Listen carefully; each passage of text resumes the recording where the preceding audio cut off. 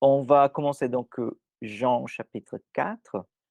Je demanderai mon frère Andresen si tu pouvais lire pour nous, s'il te plaît, jusqu'au du verset 10. Non, pardon. Pourquoi j'ai mis verset 20? C'est le verset 10. C'est le verset 10 jusqu'au verset 16, s'il te plaît. Attends, le verset 10 est là. D'accord.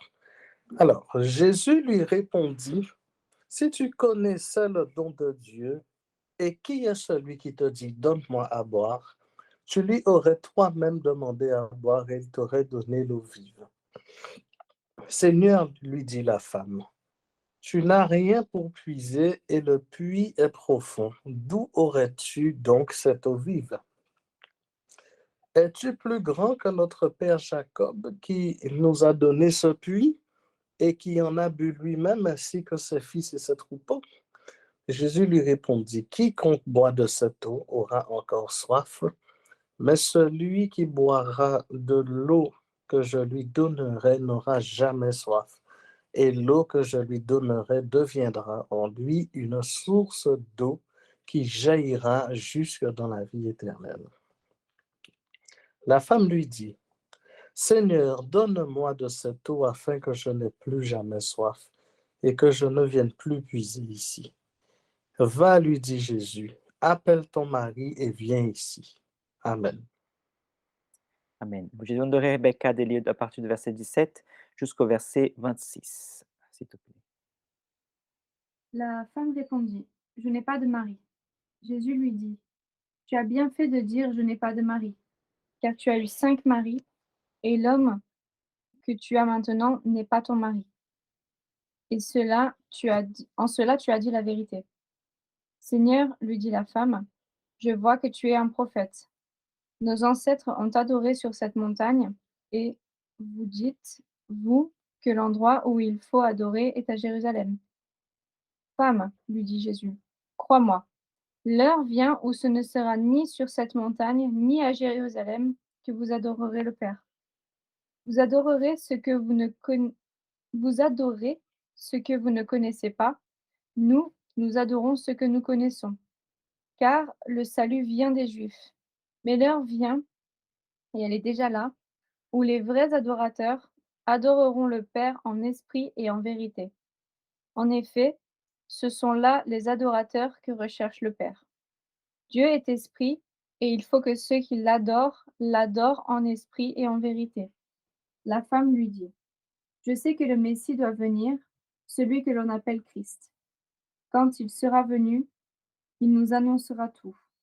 Jésus lui dit, je le suis, moi qui te parle. Verset 27. Là-dessus arrivaient ses disciples qui furent étonnés de ce qu'il parlait avec une femme. Toutefois, aucun n'est dit, que demandes-tu ou de quoi parles-tu avec elle? Alors la femme, ayant laissé sa cruche, s'en alla dans la ville et dit aux gens, venez voir un homme qui m'a dit tout ce que j'ai fait. Ne serait-ce point les Christ? Ils sortirent de la ville et ils virent vers lui. Pendant ce temps, les disciples les pressaient de manger, disant, Rabbi, mange. Mais il leur dit, j'ai à manger une nourriture que vous ne connaissez pas. Les disciples se disaient donc les uns aux autres, quelqu'un, lui, aurait-il apporté à manger? Jésus leur dit, ma nourriture est de faire la volonté de celui qui m'a envoyé et d'accomplir son œuvre. Ne dites-vous pas qu'il y a encore 4 mois jusqu'à la moisson? Voici, je vous l'ai dit. Levez les yeux et regardez les camps qui déjà branchissent pour la moisson. Celui qui moissonne reçoit un salaire et amasse des fruits pour la vie éternelle, afin que celui qui sème et celui qui moissonne se réjouissent ensemble. Car en ceci, ce que l'on dit est vrai. L'un sème et l'autre moissonne. Je vous ai envoyé moissonner où vous n'avez pas travaillé. D'autres ont travaillé et vous étiez entrés dans leur travail. 39. Plusieurs Samaritains de cette ville crurent en Jésus à cause de cette déclaration formelle de la femme. Il m'a dit tout ce que j'ai fait. Je vais juste avancer un petit peu ici. Aussi, quand les Samaritains virent les trouvères, ils les prièrent de rentrer auprès d'eux. Et il resta là 2 jours. Un beaucoup plus grand nombre crut à cause de sa parole. Et il disait à la femme, ce n'est plus à cause de ce que tu as dit que nous croyons, car nous l'avons entendu nous-mêmes. Et nous savons qu'il est vraiment le sauveur du monde. Voilà. Le sauveur du monde, verset 42. On va prier. Hop, et on va, et on va venir ici déjà. C'est à partir de verset 16. Hop, on va prier et on commence. Seigneur éternel, merci beaucoup pour tout ce que tu nous as fait. Merci Seigneur pour cette parole que tu nous donnes l'opportunité, Seigneur, de partager, de méditer ensemble. Seigneur, que tu puisses, Seigneur, nous amener à comprendre, Seigneur, à y a, y a intégrer, Seigneur, cette parole dans notre vie, dans notre quotidien. Seigneur éternel, bénis-nous, fortifie-nous, pour la gloire et louange de ton nom. Amen. Donc, aujourd'hui, c'est la troisième fois que nous sommes en train de développer ces textes. Donc, une petite peinture, voilà, pour nous mettre bien dans le contexte. Donc, Jésus, il est en train d'aller, en fait, dans la région de la Galilée, d'accord? Donc, il va traverser, il va traverser la région de la Samarie. Il pouvait, en fait, faire. Il y avait 3 schémas alternatifs. Parmi ces schémas alternatifs, les schémas plus courts, c'est passé vraiment par la Samarie. Normalement, les Juifs préféraient faire les 2 autres schémas plus longs parce qu'ils ne voulaient pas en fait passer par la Samarie parce qu'ils n'aimaient pas les Samaritains n'aimaient pas les Juifs. Donc, ça fait un peu. Il y a tout un contexte historique, un problème historique entre les Samaritains et les Juifs. Donc, Jésus fait ça là exprès. Jésus, aussi, autre point, c'est que Jésus fait exprès, c'est que quand il est là-bas, il demande en fait à ses disciples d'aller chercher à manger. Donc, d'une façon qu'il se trouve seul et du coup, il savait en fait qu'il allait trouver cette femme donc, dans ses puits. Et Jésus, il est à l'initiative de la discussion. Pardon. Il est à l'initiative de la discussion et l'initiative de la discussion, c'est demander quelque chose à cette femme, donc il demande d'eau. Donc cette femme, commence d'une certaine façon, à la réprimande même Jésus en disant: «Mais pourquoi tu me demandes d'eau? Parce que tu es juif, tu es un homme, toi, le juif ne parle pas avec le samaritain». Et du coup, Jésus, en fait, il y va parler maintenant de l'eau qui n'est pas de l'eau physique, c'est-à-dire pas de l'eau dans cette dimension, mais une eau spirituelle, une eau, en fait, qui peut signifier et ressignifier la vie et l'existence de cette femme, mais l'existence et la résistance de n'importe qui, d'accord? Donc ça, c'est très important. Donc ce qui se passe, c'est que Jésus, en fait, va encourager les disciples va encourager cette femme à vivre en fait et à connaître cette don magnifique de Dieu. les points, c'est que cette femme, elle a plein de, hem, on a plein de formations dans sa tête religieuse et théologique, liées à aujourd'hui, c'est un peu difficile, hein, liées à sa culture. Il y a sa cosmovision, en fait, formée par les Samaritains. Les Samaritains, comme j'avais dit la dernière fois, ils avaient une Bible à eux, en fait, avec certaines modifications, d'accord? Une théologie qui leur était propre. Et du coup, quand Jésus, en fait, il est en train de parler avec cette femme, il va montrer, l'importance de connaître, lui, le Messie qui a été promis, dans les Écritures.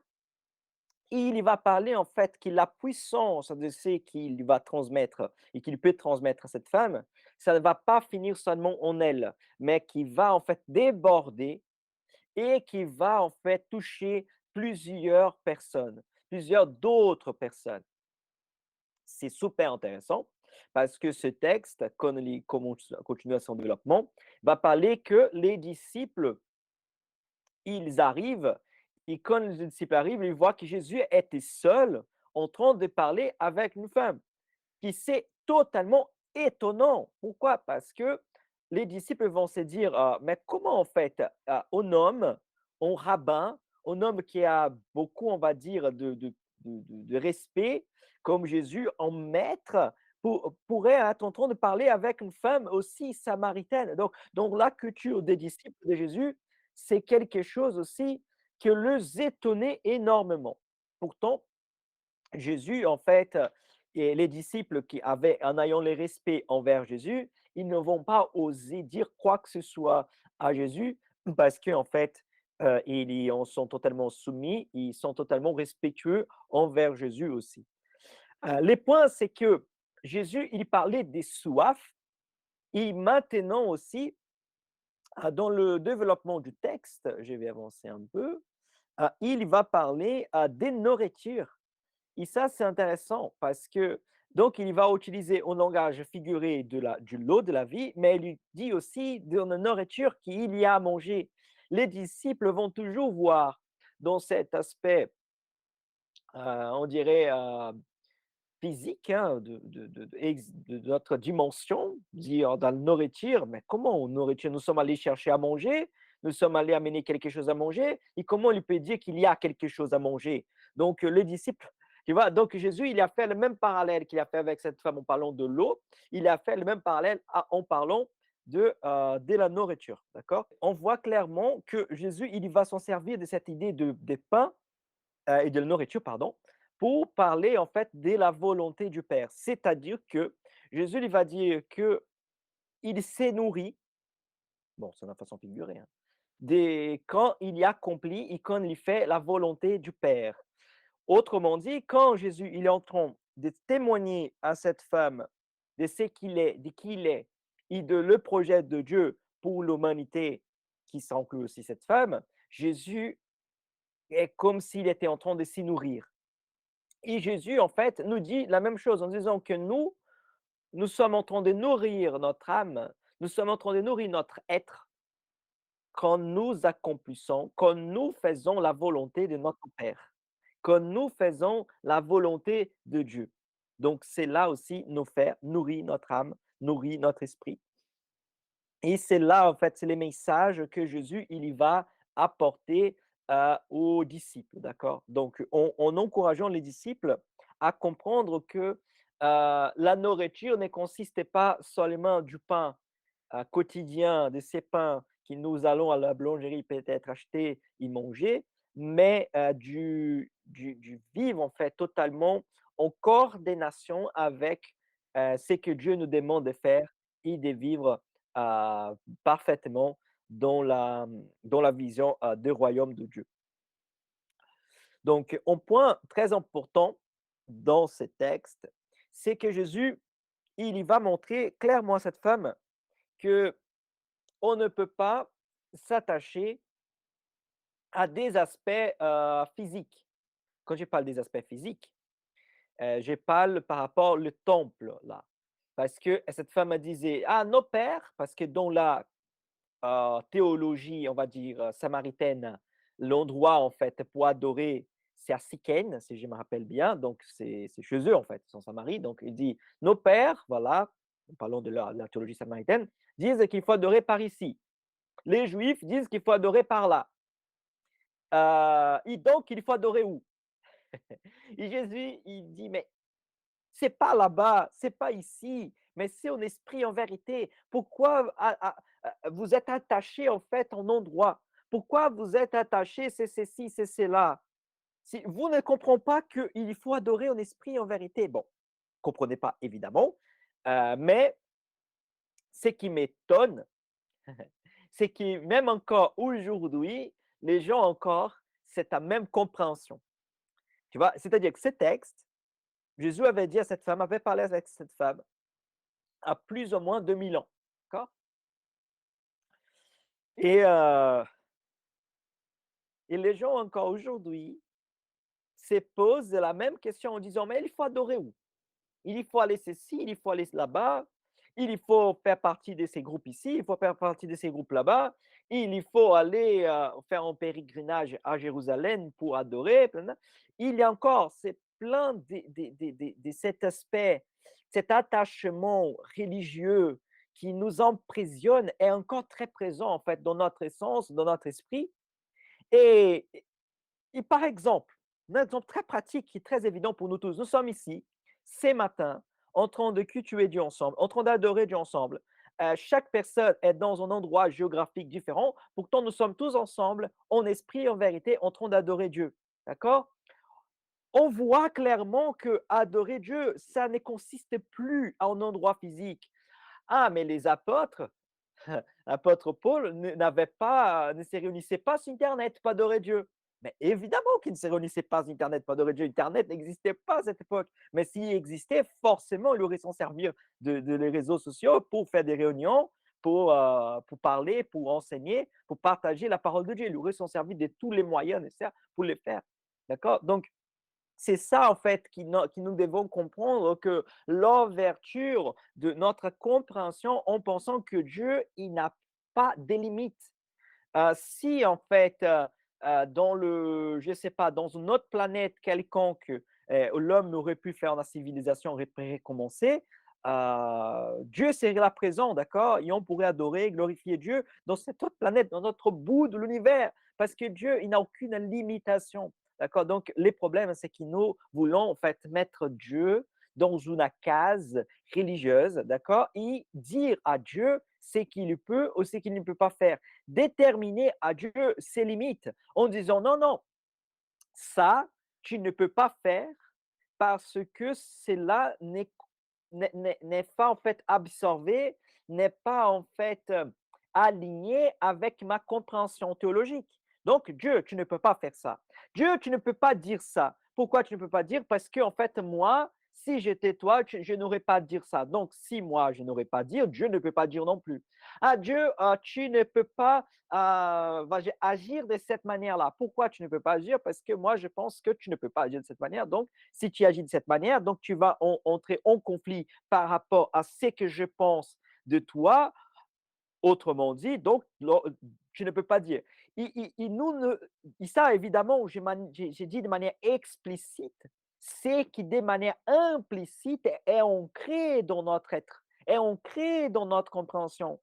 Autrement dit, nous sommes toujours en train de vouloir mettre Dieu dans certaines cases et en fait faire un Dieu à notre propre image et à notre propre ressemblance.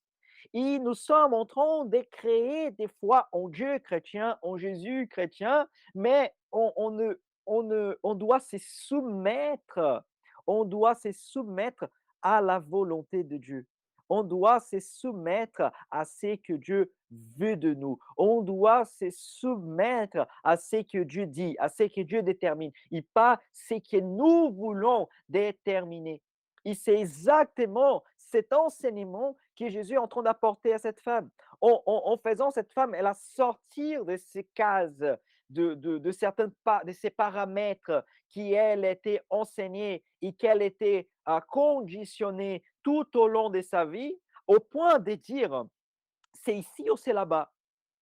Les Messies, comment ça se passe? Il dit, écoute, Jésus, non, non, non, je suis là, je suis les Messies, mais je suis venu en fait pour vous retirer de ces cases, pour vous retirer en fait de ces paradigmes, pour vous annoncer en fait la vérité du royaume de Dieu, qui n'est pas seulement pour les Juifs, mais ici pour les Samaritains et pour tout Israël et pour le monde entier. D'ailleurs, si tu comprends en fait ces messages, en disant ces messages comme l'eau, hein, pour ceux qui n'ont pas compris les liens, si tu comprends ces messages, si tu comprends l'évangile, si tu bois en fait, si tu intègres ce que j'ai à te donner, en fait, d'autres personnes aussi seront bénéficiées parce que ta vie, il y aura vraiment un bouleversement et un changement qui, moi, en fait, moi, je me manifesterai à travers ta vie. Je me manifesterai à travers ton existence au point que d'autres personnes vont me voir en toi. Ils pourront aussi accéder les royaumes de Dieu à travers toi, pourront accéder la beauté du royaume de Dieu à travers ta vie. Et qu'est-ce qui se passe dans ces textes? Exactement ça. Nous avons lu le texte. Elle va en fait au sien et elle a dit, j'ai connu un homme est spectaculaire, un homme incroyable. Cet homme, il a dit tout ce que j'ai fait. C'est pas un homme banal. Et ça fait du temps qu'Israël, on n'a pas de prophètes. En plus, cet homme, en tant que juif, en tant que rabbin, il parlait avec moi. Il parlait avec moi. Donc, va montrer que cet homme, il n'est pas quelqu'un de raciste, qui n'est pas quelqu'un qui dans les préjugés, mais qui est quelqu'un qui vise à intégrer tout Israël dans une seule couverture, qui veut intégrer l'humanité sur ses ailes. Il y vient en fait pas seulement pour une petite population, pour une petite branche en fait du monde, pour une petite en fait, race, mais il vient pour le monde entier. Évidemment ici, les races, j'utilise de manière exprès pour voilà, être en contradiction avec cet aspect raciste voilà, qui existait dans cette époque-là. Donc c'est pour ça que je parle ces mots exprès. Bon, j'ai fait une petite pause ici, respire un peu. Et du coup, tout d'abord, j'ai fait en parenthèse, j'ai dit bonjour Marie-Claire, sois bienvenue, pas de souci que tu es en retard. Le plus important que tu es là avec nous, je comprends parfaitement. D'accord? Ne permettrez pas que les retards vous empêchent de venir même des fois en retard. Merci beaucoup. Merci. Bonjour à tous. J'espère que vous allez bien. Oui, merci, nous allons bien. Merci. Oui, bah oui. Donc, comme je l'ai expliqué, j'étais en train de bosser sur une vidéo pour mon groupe d'enfants à la paroisse. Donc, comme je me suis pas bien organisée cette semaine, voilà que je me retrouve à, à devoir y travailler un dimanche matin. Voilà. Merci de m'accueillir avec ce retard. Pas de souci, non, tu es toujours la bienvenue. Évidemment, on aime toujours voilà, que tout le monde soit à l'heure, mais je comprends parfaitement que les retards arrivent et que les retards ne peut être pas un sujet de vous empêcher de se joindre à nous. D'accord? Je préfère que vous venez même sans retard, que vous ne venez pas du tout. Merci beaucoup. Merci. Quelqu'un aimerait partager quelque chose, un ressenti par rapport voilà, à ces textes, ou une question aussi par rapport aux textes, s'exprimer aussi par rapport aux textes. Voilà. Donc, vous avez la liberté de vous exprimer. Donc, je vous laisse un peu ce temps. Après je continuerai à développer.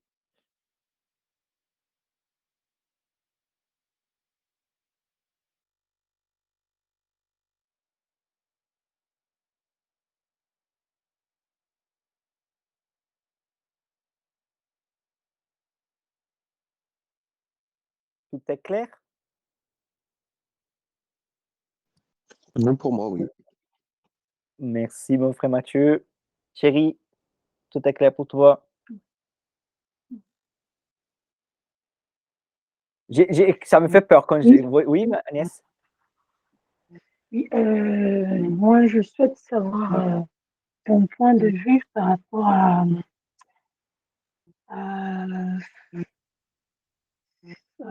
quand dans ce texte, il y a une partie qui dit ses disciples firent étonnés de ce qui parlait avec une femme. Donc, je voudrais quand même l'éclaircissement sur ça, parce que pourquoi il fallait qu'ils soient étonnés, pourquoi ils étaient étonnés, parce qu'ils parlaient avec une femme.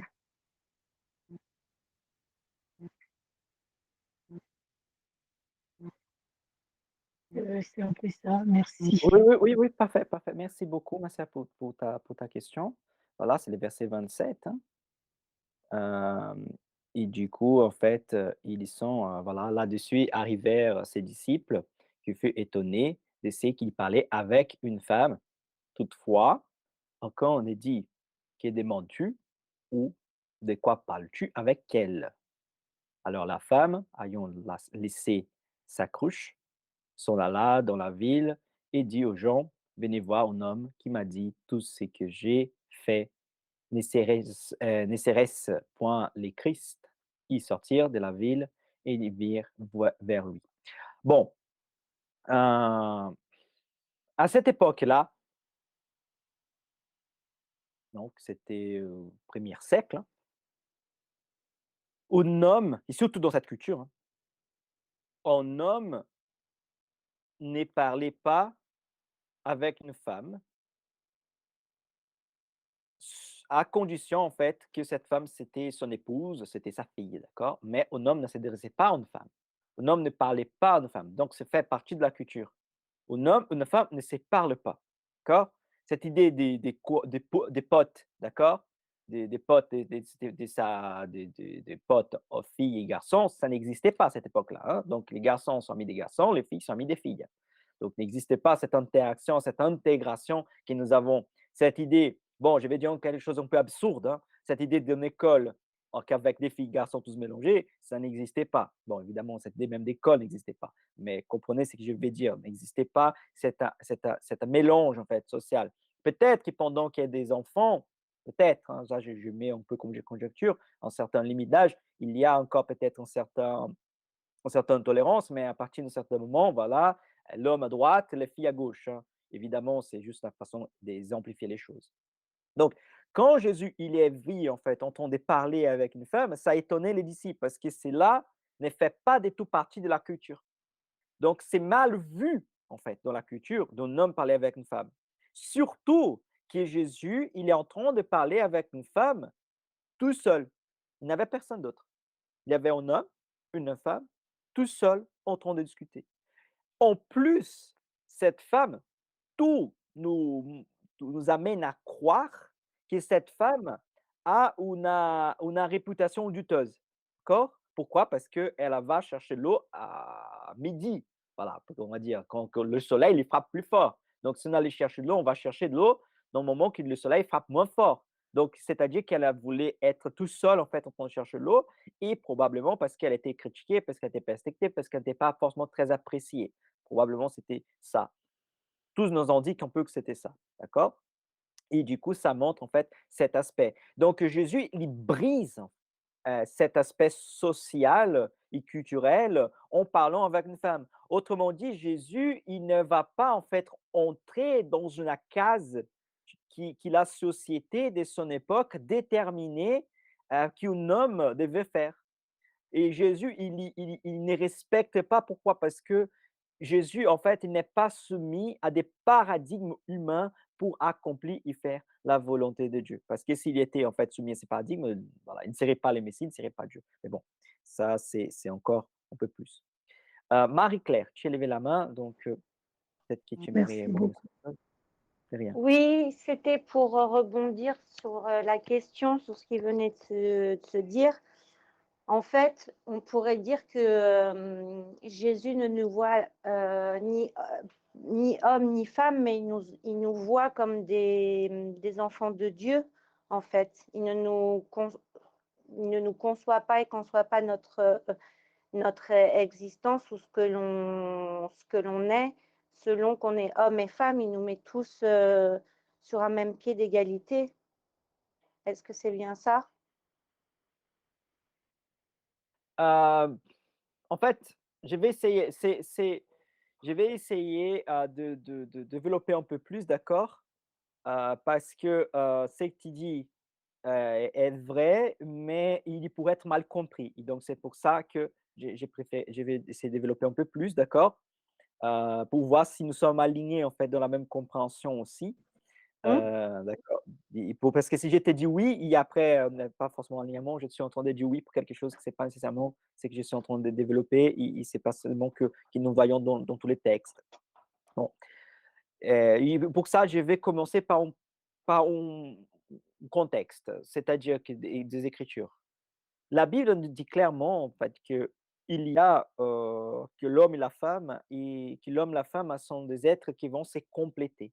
D'accord? Donc, Dieu a créé l'homme, Dieu a créé la femme, et nous sommes un quand nous sommes ensemble. Donc, c'est-à-dire que nous sommes en train de se compléter. Mais, ce que des fois les gens ne comprennent pas, c'est l'idée de genre humain. D'accord? Autrement dit, je vais dire quelque chose, peut-être c'est un peu difficile à saisir, tout à coup comme ça, mais quand Dieu créa Adam, Dieu créa en fait, c'est comme si Dieu créa en Adam, Dieu créa l'homme et Dieu créa la femme, d'accord? Donc Adam, en fait, il y a le genre humain représenté en Adam, d'accord? Donc, on parle que Dieu a créé l'homme parce que c'est le nom Adam, voilà, sexe masculin, mais en fait, ce que Dieu a créé, c'est le genre humain. OK? Donc, c'est comme si je disais qu'Adam n'était pas homme, n'était pas femme. OK? Donc, Adam était au genre humain. Et à partir de cette création d'Adam, Dieu, c'est comme si Dieu divise Adam. Bon, je utilise un langage très, très visuel, hein. Dieu divise Adam en Dieu en formant l'homme et en formant la femme. Afin que maintenant, que pour Adam, le genre soit complet, il doit en fait s'unir. Il a, par exemple, on parle de l'illustration des mariages. Et c'est pour ça que j'ai en fait j'ai cette compréhension des complémentaires en disant que l'homme et la femme se complémentent. Pourquoi? Parce qu'en fait, nous sommes un et nous sommes complets comme nous sommes unis. Est-ce que je suis en train de dire que tout le monde est obligé de se marier? Non, c'est pas ça que je suis en train de dire. Je suis en train de dire que nous avons des rôles complémentaires pour en fait notre relation avec Dieu, que Dieu se manifeste aussi dans notre relation. Donc, quand Jésus il parle avec cette femme, au-delà d'être une femme, c'est, voilà, comme tu as dit, un enfant, mais c'est aussi les genres humains, voilà, c'est un être humain, tu vois?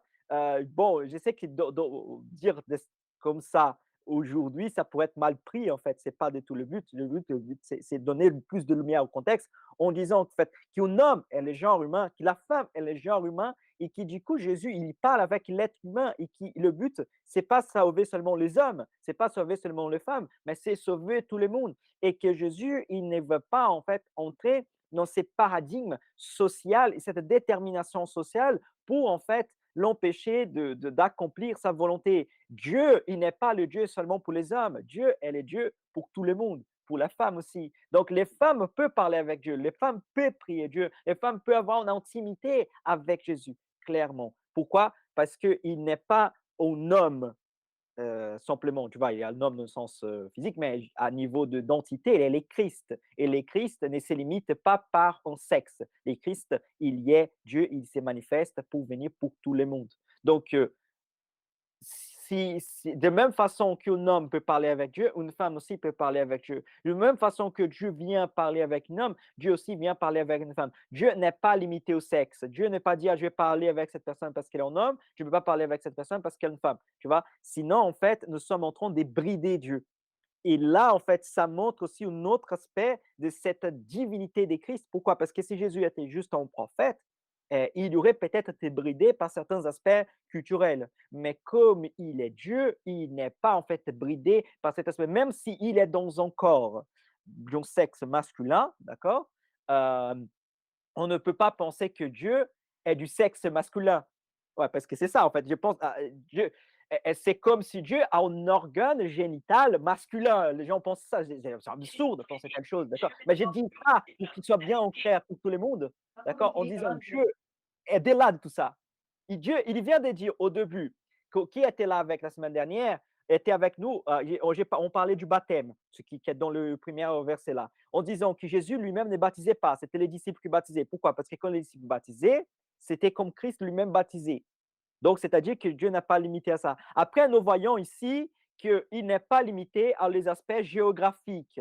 D'accord? Parce que Dieu ne se limite pas. Il faut être ici, dans cet endroit, à cette heure, dans cette façon pour accéder à Dieu. Donc, Dieu n'est pas limité à ça. Et maintenant aussi, on voit autre aspect, d'accord, implicite dans tout le texte et contexte, que Dieu n'est pas limité aussi à niveau de cette culture. Il n'est pas bridé par détermination socio-culturelle et sexuelle aussi. Voilà. Marie-Claire, tu voulais bondir quelque chose? Est-ce que ça veut dire qu'avant Jésus, les Juifs se préoccupaient pas ou peu du salut de la femme? En fait, c'est une question qui ne s'est posée pas, en fait. C'est-à-dire que il y a une vision, en fait, des patriarches, d'accord? Donc, c'est-à-dire du l'homme, en fait, qui est la tête de la maison. Donc, l'homme, il est responsable pour son foyer d'enseigner la parole. Et la femme, en fait, en tant que juif, elle va aussi suivre, d'accord, la parole. Donc, cette idée de salut, elle n'est pas, en fait, venue comme, elle n'a pas la même identité comme nous avons aujourd'hui. D'accord? Ils vont plutôt voir les saluts dans cette perspective communautaire, qui n'est pas une erreur en soi, d'accord? Mais qui le christianisme, il y va avec les enseignements de Jésus montrer aussi que le salut, il y a aussi d'un aspect personnel, mais en fait, ils vont se toujours attacher à cet aspect communautaire, mais évidemment, chaque personne doit aussi contribuer avec sa pratique religieuse. Donc, c'est pas qu'il n'est pas qui en fait qui mettait les femmes de côté, c'est juste que on ne voit pas en fait un docteur de la loi femme, on ne voit pas un sacrificateur femme, on ne voit pas un scribe femme, d'accord? Sacrificateur, évidemment, parce que voilà, c'est bien déterminé par Dieu que c'était les hommes, mais à niveau des connaissances théologiques et des études théologiques, appartenaient aussi que les hommes. D'accord? Donc, ces questions des femmes ne se posent pas. Donc, un homme enseigner une femme, ça n'existait pas en fait à cette époque-là. Un maître de la loi va jamais enseigner une femme. Une femme va jamais appeler quelqu'un rabbi, parce que rabbi, ça va donner une connotation de maître. Donc, quand nous voyons une femme appeler Jésus rabbin ou rabbi, c'est parce qu'il existe une connotation de maître. Et du coup, il existe une relation d'enseignant. Et c'est quelque chose aussi qui va briser ou qui va à l'encontre de ce que la culture avait. Parce qu'un homme, comme j'ai dit tout à l'heure, une femme ne va jamais appeler un homme rabbin. Pourquoi? Parce qu'un homme n'aurait jamais enseigné une femme. Voilà, dans cette façon-là, hein, voilà, la femme aurait fait ses apprentissages avec d'autres femmes, tout ça, avec son mari, d'accord, mais pas avec le rabbin. Ça n'existe D'accord, pas. je savais pas. Merci beaucoup pour, la réponse, j'ai bien compris. OK, merci. Gloire à Dieu. Quelqu'un d'autre? Qui voilà. Quelqu'un pourrait dire: «Ah, mais aujourd'hui, je connais un rave qui il enseigne des femmes. Ah, je connais des femmes qui vont à la synagogue qui, peut-être, hein, peut-être aujourd'hui, il y a tellement de choses, voilà. Mais c'était pas en tout cas la façon de faire à l'époque de Jésus. Donc évidemment, je parle ici bien à l'époque de Jésus. Parce que si quelqu'un vient avec au 21e siècle, tu sais, donne l'exemple d'aujourd'hui, ça dit: «Mais en fait, nous ne sommes pas là, à l'époque de Jésus, nous ne sommes pas au 21e siècle», hein. Donc c'est important aussi de bien prendre le contexte, parce que ça, c'est les grandes erreurs des gens, d'associer une époque que nous vivons aujourd'hui avec plein d'informations, avec toute une vision socioculturelle qui nous appartient et, euh, et voilà, et penser à ces gens de cette époque-là, tu vois. C'est comme si les gens, ah, la personne a perdu son travail, donc elle doit réclamer au chômage, tu vois. Ah, il a retraite, la personne doit réclamer sa retraite en lisant les Écritures. Non, ça n'existait pas, ce genre de choses-là. J'ai dit des choses un peu absurdes, mais pour vous montrer en fait que c'est important de comprendre les textes dans son contexte et comprendre que cette société de l'époque, même si des fois elle est par contre très sous-estimée, on ne peut pas sous-estimer autant qu'on sous-estime, mais d'un autre côté, c'est pas du tout la même compréhension socioculturel que nous avons aujourd'hui. Ça, c'est la base de tout. Hein. Ça, c'est la base de tout. D'accord? La compréhension du contexte, c'est la base de toutes les grandes erreurs théologiques qui existent aujourd'hui, qui existaient à l'époque et qui existent tout au long de l'histoire. C'est un manque de connaissance du contexte. C'est un manque, c'est lire un texte, et c'est directement appliquer ces textes, ou lire ces textes avec une compréhension de notre époque, et du coup, ça va biaiser tout ce que le texte veut dire. Par exemple, si quelqu'un il est de gauche, j'aime bien ce genre d'exemple parce que comme nous sommes de la côté religieuse, donc parler des politiques, et je pense que ça donne un bon exemple pour donner une certaine neutralité à ce que je parle comme exemple. Si nous sommes de gauche, on lit les Écritures en disant ah voilà, la Bible est de gauche. Si la personne est de gauche n'aime pas les Écritures, elle va dire la Bible est de droite. Si quelqu'un est de droite, il aime les Écritures, va dire la Bible est de droite. Si quelqu'un est de droite, il n'aime pas les Écritures, va dire que la Bible est de gauche. Tu vois? Donc, c'est-à-dire qu'on lit en fait les Écritures avec une certaine façon d'interpréter qui nous est propre. Mais en fait, ce n'est pas du tout ça qu'il faut faire. Il faut comprendre les textes dans son contexte, voir ce que les textes sont en train de dire et essayer de nous purifier en fait de ce que nous voulons imposer au texte et laisser les textes parler par lui-même. Et c'est ça en fait qui nous amènera à comprendre en fait les Écritures. Si nous ne faisons pas ces chemins-là, forcément, on va tomber dans l'erreur, on va tomber dans le mauvais enseignement et on va tomber dans la main de qui? Des faux prophètes, ou de mots plus récents, pas plus récents, mais des mots que peut-être c'est aussi bien bien, on va dire, appliquer, c'est les arnaqueurs, d'accord? Faux prophète et arnaqueur, c'est la même chose, hein, c'est juste un mot différent pour dire la même chose. C'est des gens, la personne qui profite de quelqu'un, il est moments où tout va mal, elle se barre, c'est quoi? C'est un arnaqueur. C'est exactement la façon que Jésus décrit en Jean 10 sur les loups, en fait, sur les ravisseurs qui veulent que voler les gens. Bon, j'espère que j'ai fait mon mieux pour être le plus clair possible. Je sais que des fois, c'est pas possible, mais j'ai fait mon mieux quand même. Mais si jamais c'est pas clair, vous pouvez toujours dire et vous pouvez toujours réagir. Et donc, je vous lance la, je vous dis, est-ce que c'est clair? Est-ce que tout va bien pour vous? Est-ce qu'il y a quelque chose que vous aimeriez rebondir, développer un peu plus ou poser une question? Moi, j'avais une petite question par rapport aux femmes. Oui, J'ai beaucoup entendu que dans le temps, les femmes, ils n'étaient pas prises au sérieux du tout et que dans le sens où que c'était beaucoup de commérage et qu'ils aimaient bien blablater, nanana, et donc ils n'avaient pas un très fort crédible, si j'ose dire. En tout cas, on ne les prenait pas au sérieux. Et c'est pour ça, d'ailleurs, il y a même des gens qui se permettent de s'appuyer sur cela pour dire que dans l'Évangile, eh ben, les premiers témoins de la résurrection de Christ, ce sont des femmes. Et que donc, vu qu'à l'époque des Juifs, les femmes n'étaient pas prises au sérieux, si la Bible aurait été falsifiée, celui qui l'aurait écrit aurait dit probablement que les premiers témoins oculaires auraient été des hommes et non des femmes. Mais donc, j'aimerais savoir pourquoi et si c'est vrai vraiment et à quel point, du coup, en se mettant dans l'époque historique, voir à quel point si tel est le cas. d'accord. Merci beaucoup, mon frère, pour ta question. Si à la fin de ma réponse, ça arrive que je n'arrive pas à répondre à ta question pleinement, tu me relances, s'il te plaît. Pourquoi je dis ça? Parce que je vais commencer par une petite illustration d'une discussion entre François et Martin. Je dis François et Martin, je ne vise personne, c'est juste parce que je pense que c'est des noms très populaires en France et que ça met bien dans un certain contexte. François et Martin viennent discuter, sont deux potes qui viennent discuter, sont deux personnes religieuses, d'accord, qui font partie de la croyance religieuse quelconque, et qui, dans leur croyance religieuse, ils disent que les femmes font beaucoup de commérages, et que les femmes sont connues pour les commérages. Et du coup, vient François et Martin, on discute, ils veulent dire, hey, tu sais, cette femme-là, elle a commis beaucoup de commérages. Elle a parlé mal de gens, elle a fait ceci, fait cela. Et l'autre dit, Martin, ah, mais tu ne sais pas ma voisine. Ma voisine, elle la sort tous les jours le matin, elle porte des vêtements bizarres. Eh oui, ma voisine, des fois, elle veut emmener aussi ma sœur dans ses mauvais chemins.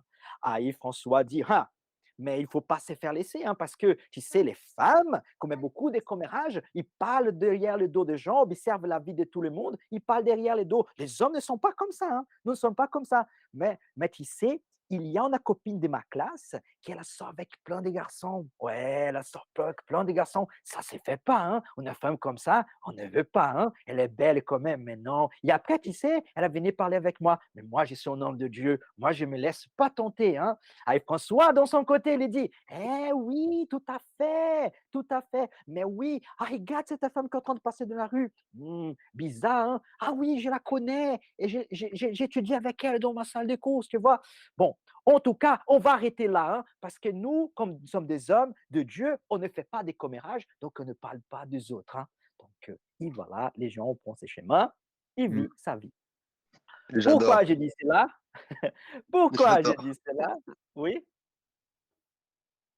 oui, Mathieu, j'adore, c'est bon? j'adore la manière dont tu as imagé ça. J'adore, c'est C'est splendide. vrai, en plus, ouais. Voilà. On est autant Donc, plus commérage qu'eux, en fait. voilà, voilà, c'est juste la question de associer. Je vois plein des hommes en train de dire: «Ah, les femmes commettent des commérages parce que les femmes parlent des autres, parce que les femmes, tu sais, ceci, cela» et en train, en fait, de faire la même chose qu'ils sont en train d'accuser. Donc, c'est-à-dire qu'ils vont faire la projection, lancer, en fait, faire comme qu'on regarde comment faire quelqu'un d'autre, mais en fait, ils sont en train de développer et apporter le même com c'est incroyable parce que c'est les hommes qui parlent que les femmes commettent des commérages, pourtant, ils sont en train de faire. Tu vois? C'est parce que c'est serait intéressant si les femmes disaient d'elles-mêmes qu'elles commettent beaucoup de commérages. Là oui, sérieux, on dirait plutôt logique, d'accord? Et l'homme dirait: «OK, OK, d'accord». Mais les hommes vont accuser les femmes de commettre des commérages en donnant plein d'exemples. Ils ont en fait parlant des uns des autres. Donc forcément, en fait, c'est vraiment un stéréotype, tu vois, qui veut en fait attacher aux femmes, mais qui en fait, pour être très honnête, ça appartient pas aux femmes, ça appartient pas aux hommes, ça appartient en fait à l'être humain. Il y a des femmes qui font de commérage, Ouais. comme les hommes qui font de commérage. Il y a des femmes qui ne font pas de commérage, comme les hommes qui ne font pas de commérage. C'est voilà, on ne peut Mais pas en vrai, attacher ça aux femmes, tu vois, et essayer de. Mais pour encore complémenter ta question, mon frère, oui, il avait cet aspect de voir la femme de manière négative et aussi de ne prendre pas la parole d'une femme au sérieux. C'est-à-dire qu'un témoignage d'une femme, elle n'avait pas de valeur. D'accord? Si une femme témoignait quelque chose, on ne donnait pas de valeur. Raison pour laquelle, qui c'est très étonnant dans les évangiles, dire que les premiers témoins de la résurrection de Jésus, c'était les femmes. Pourquoi? Parce qu'en fait, si les évangiles étaient écrits pour se faire crédibles, donc ils oui, n'auraient pas mettre une femme qui était la première témoin, mais ils bien auraient dit sûr. que c'était des hommes. Mais dans D'accord? la Comme Bible, il ça, y a c'est beaucoup de plus choses comme crédible. ça. Il y a beaucoup, pas anormal, c'est pas anormal, mais il y a beaucoup de choses comme ça. Par exemple, celui qui est le trésorier, eh ben, c'est le plus gros voleur. Celui qui est un peu plus charnel, c'est celui c'est Pierre, quoi, par exemple. Enfin, tout ça. Ouais. C'est-à-dire qu'elle ne cache pas et elle va montrer. Tu sais, une chose, des fois, la mensonge, une histoire mensongère, est une histoire qui est tout, en fait, entre parfaitement, qui est tout Mhm. s'encadre parfaitement, qui est, tu vois, qui les choses, en fait, les coïncidences, elle vient. C'est comme un film, hein. C'est vraiment comme un film. La vérité, elle n'est pas aussi, on va dire, elle n'est pas aussi linéaire.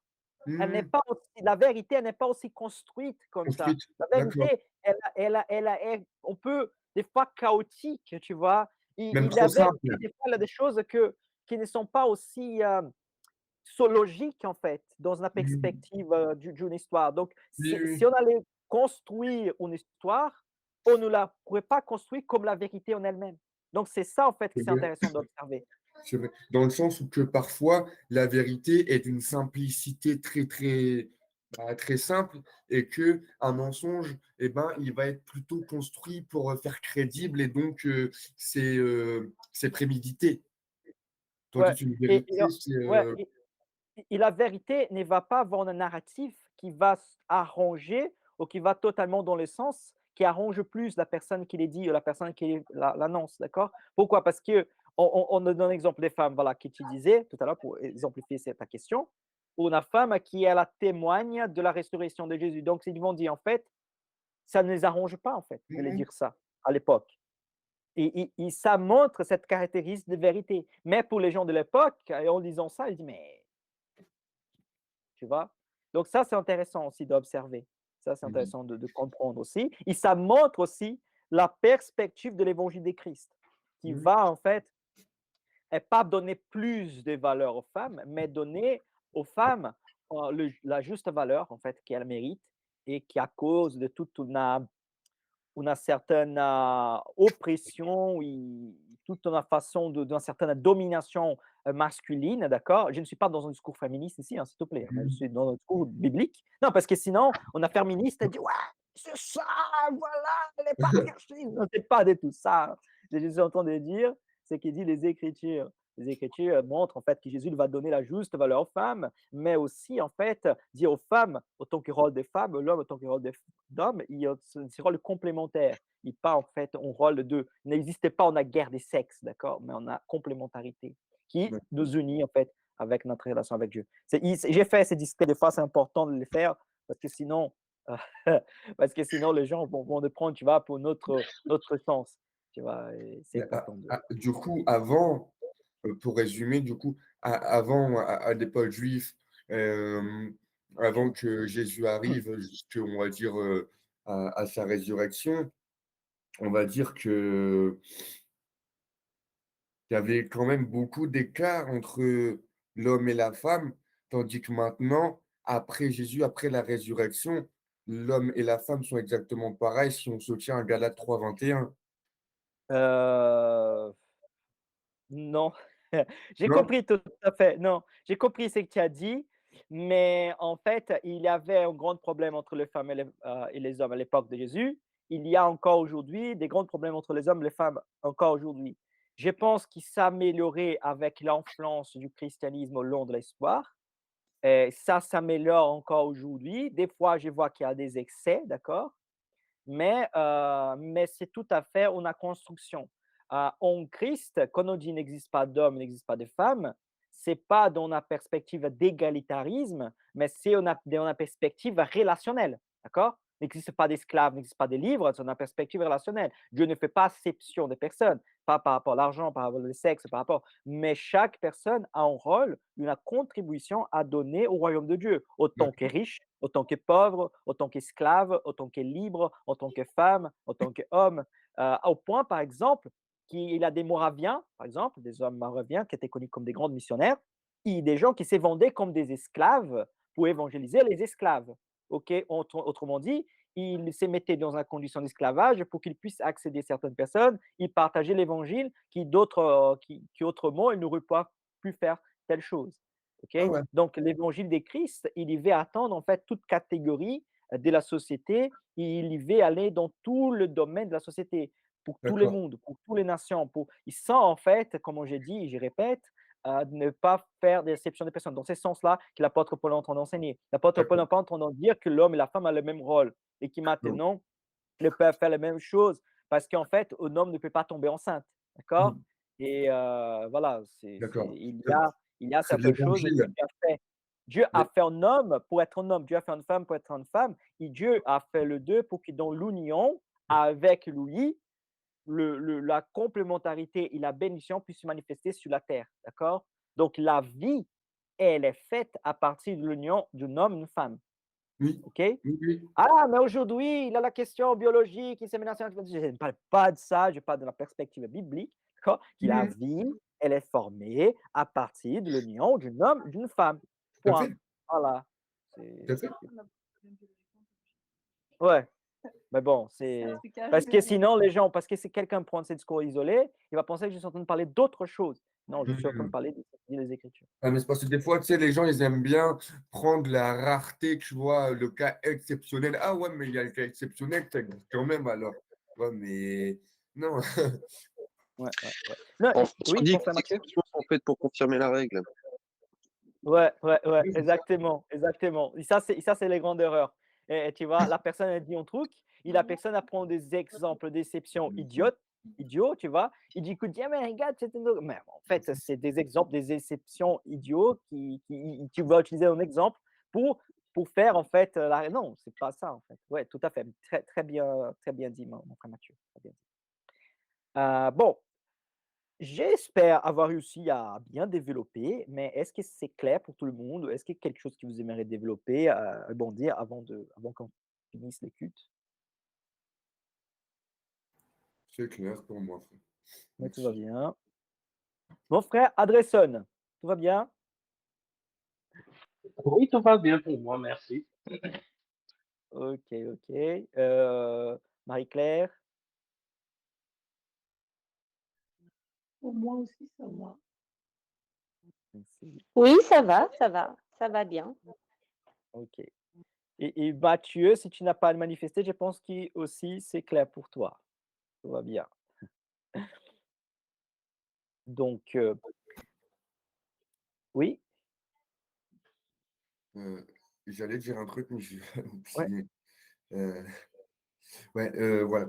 Du coup, juste pour récapituler, ouais. ouais, c'est comme ça. Donc, en fait, Galates 3:20, c'est vraiment pour dire l'évangile s'adresse à tout le monde. Il n'y a, L'évangile à il tout n'y le a... monde. D'accord. Ok.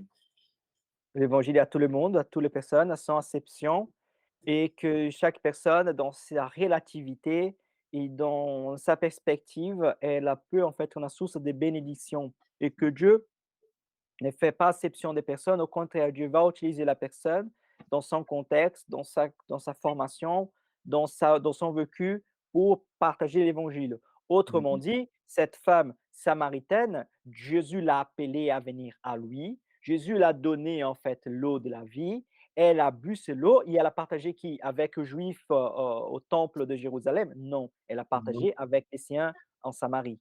Tu vois, donc Mais c'est-à-dire que Dieu c'est va vrai, s'en servir de nous dans nos contextes aussi, qui nous sommes hébergés. Des fois, les gens disent, ah, j'ai reçu l'évangile et je vais aller à Corée du Nord annoncer l'évangile. J'ai reçu l'évangile, je vais, je ne sais pas, aller, je ne sais pas, Arabie Saoudite. Non, tu as reçu l'évangile, tu as déjà l'obligation, le rôle d'être la source des bénédictions pour ta pour les gens famille, qui t'entourent. Surtout ça c'est ça. déjà. D'accord. J'ai On remarqué dépend. beaucoup ça, que dans les Écritures, souvent, quand Jésus fait un miracle, ou quand il fait une guérison, ou quand il enseigne, et qu'il dit, par exemple, va, ta foi t'a sauvé, ou lève-toi et marche, ou peu importe, mais que la personne lui demande s'il peut suivre, même Jésus lui dit non, retourne vers ta famille et va leur dire ce qui t'est arrivé. Et souvent, il dit ça, en fait, il dit d'aller témoigner.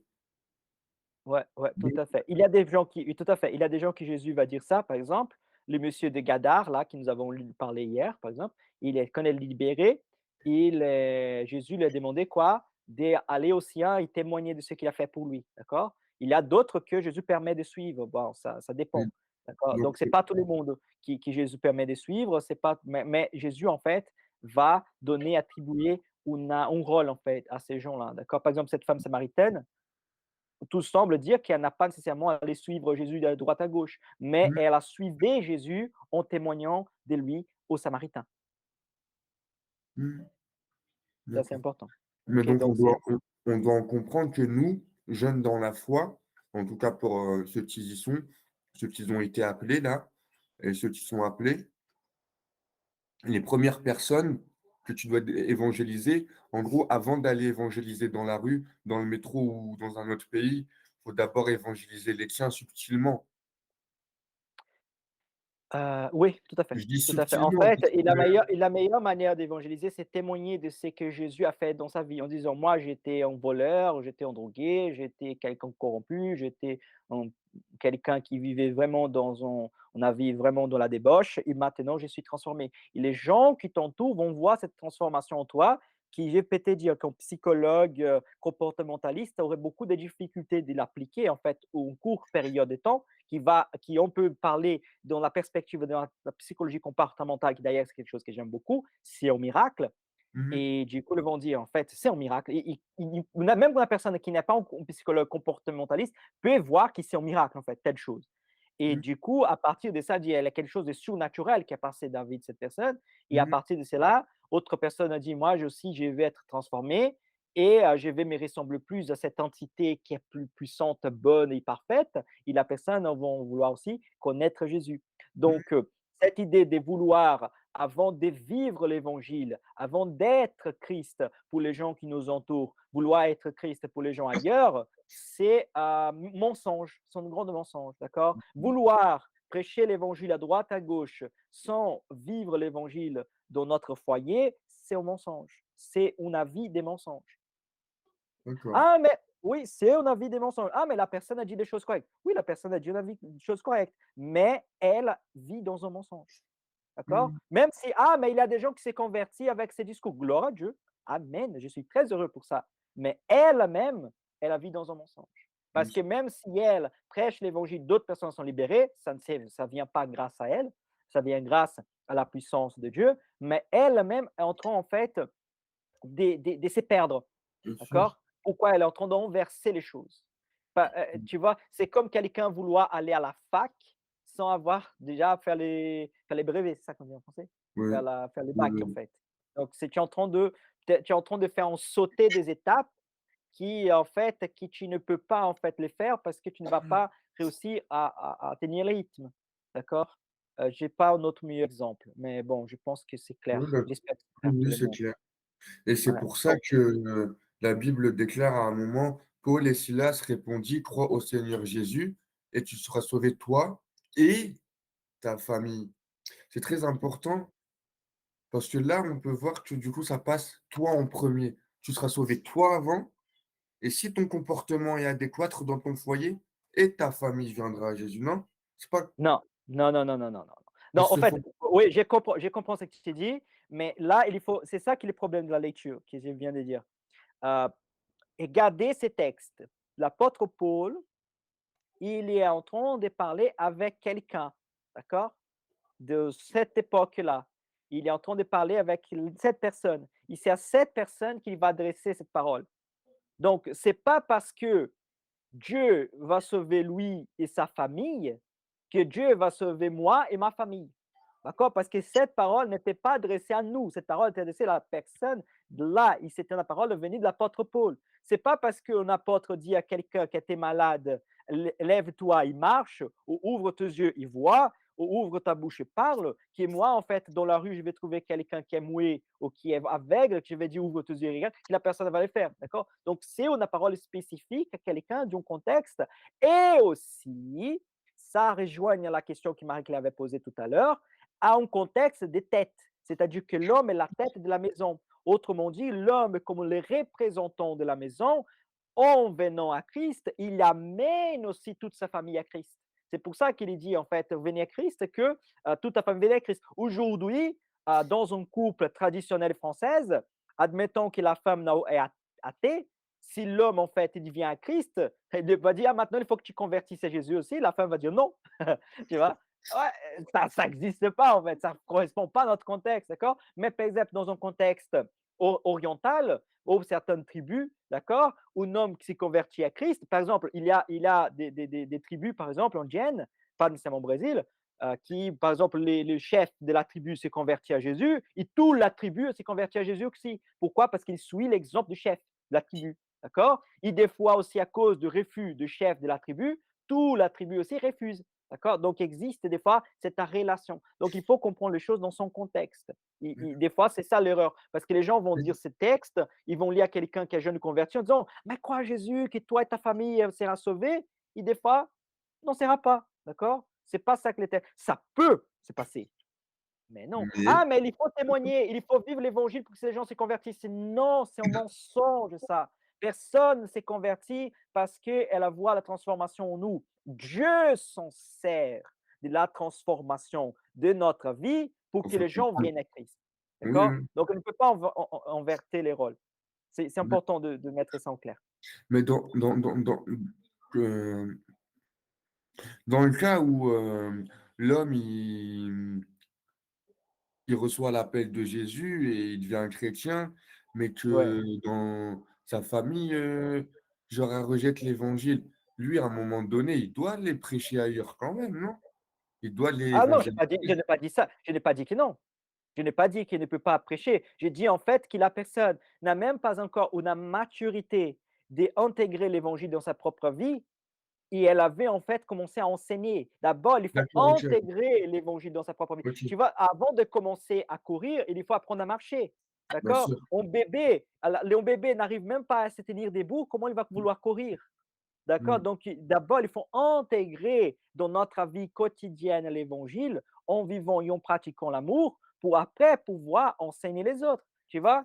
Ouais. Euh, Comme si quelqu'un c'est ne sait ça. pas faire du foot, il va Sinon, je dire serais juste un à quelqu'un hypocrite. de jouer au foot, quoi. Ouais, sinon, je serais juste un hypocrite. Et je vais D'accord. te dire que dans le monde de la religion, des hypocrisies, c'est ce qu'il y a le plus. C'est qu'il y a Mm. de plus dans le monde de la religion, c'est de l'hypocrisie. Pourquoi? Parce qu'à la place d'intégrer, les gens veulent déjà se prendre pour des maîtres. D'accord? Mm. Et Mm. on a beaucoup d'orgueil, nous avons beaucoup de manque d'humilité. Il faut plus d'humilité. Il faut plus de gens pour apprendre et moins de gens pour enseigner. D'accord? Et quand je dis ça, je pense que vous comprenez Mm. ce que je veux dire Bien dans le sûr. contexte de ce que je suis en train de dire. OK? Non, mais c'est bien, frère. Amen. Donc, ouais, ben, c'était bien. Je pense que c'était bien. Merci Thibaut pour rebondir pour ça. Comme ça permet aussi de développer un peu plus. Donc, je vais conclure par une prière. D'accord? Et après la prière, donc voilà, c'est la fin du culte, mais vous n'êtes pas obligés de tous partir, hein, mais c'est juste pour conclure ce moment avec une prière. Seigneur éternel, merci beaucoup pour ce moment. Merci Seigneur pour la vie de chaque frère et sœur. Merci Seigneur pour cet instant que tu nous as donné pour pouvoir t'adorer, te glorifier et partager ta parole ensemble. Seigneur, que nous puissions mettre en pratique, Seigneur, tout ce que tu nous as enseigné et que nous puissions, Seigneur, intégrer dans notre vie ta bénédiction, Seigneur, tes vérités, Seigneur. Merci, Seigneur, pour tout ce que tu fais pour nous et pour nous aider, Seigneur, à vivre selon ta parole. Seigneur, que tu nous amènes, Seigneur, à avoir plutôt un esprit d'humilité et délivre-nous, Seigneur, d'un esprit d'orgueil et d'arrogance. Seigneur, et délivre-nous, Seigneur, de vivre, Seigneur, soumis à des paradigmes, Seigneur, socioculturels de notre époque qui nous brident, Seigneur, de vivre et de pratiquer ta parole avec amour, justice et grâce.